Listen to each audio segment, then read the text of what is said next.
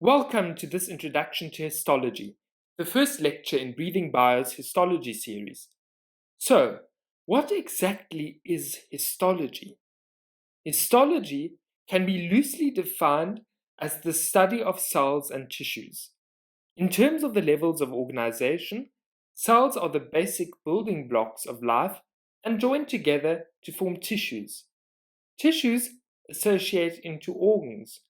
Organs group into organ systems, and all this makes up the whole organism. Now, why exactly study histology, you ask?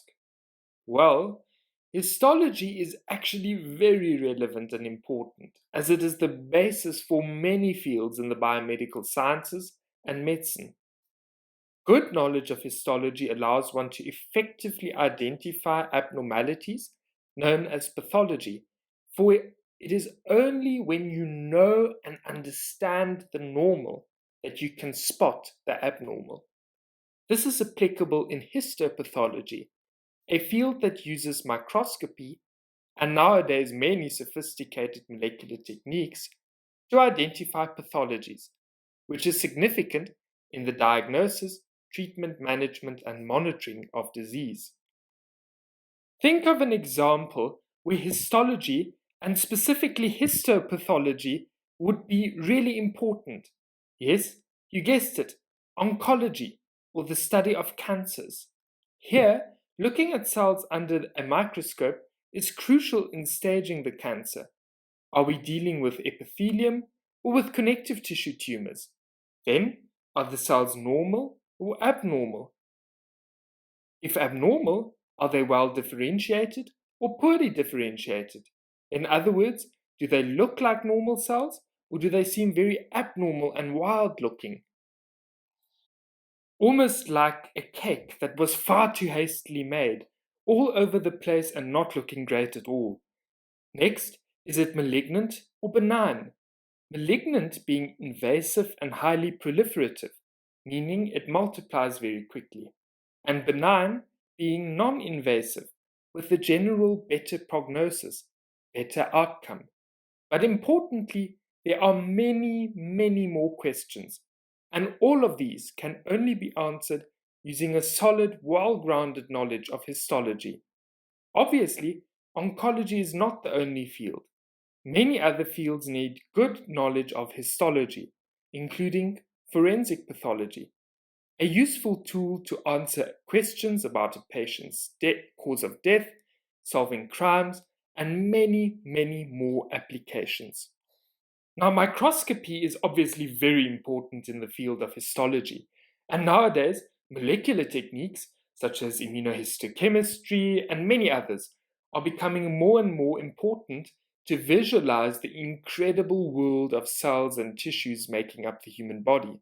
Remember, according to an online article published by the National Geographic, there are 724 trillion cells in the human body.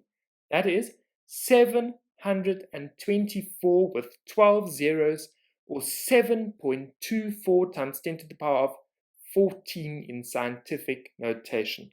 So, as you can imagine, many different techniques are needed to go down to the cellular level and explore the intricacies of the human body. Please note, there are many types of microscopes and molecular methods of visualizing cells and their contents. Far too many to cover in this video, and far too many to keep up with myself. But remember, 3 microscopes that you should definitely know are the light microscope, the transmission electron microscope, and the scanning electron microscope. The light microscope is shown here by 2 red arrows. These are fairly common and available in many labs and schools throughout the world. The transition electron microscope, which provides a far higher magnification in cross sections of cells, and the scanning electron microscope, which also provides a very high magnification, but instead shows the surface topography of cells.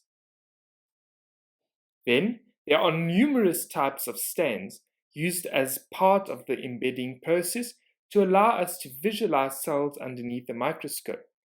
Examples include methylene blue, silver nitrate, trichrome stains, the gram stain, and many others.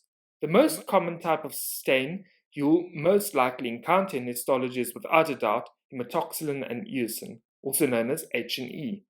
This stain gives the characteristic pink, red, and purple color images that we associate histology with.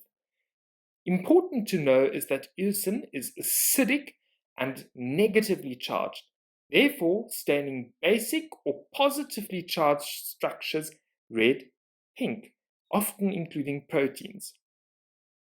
Hematoxylin, on the other hand, is basic and positively charged, therefore staining acidic or negatively charged structures purple, often including genetic material.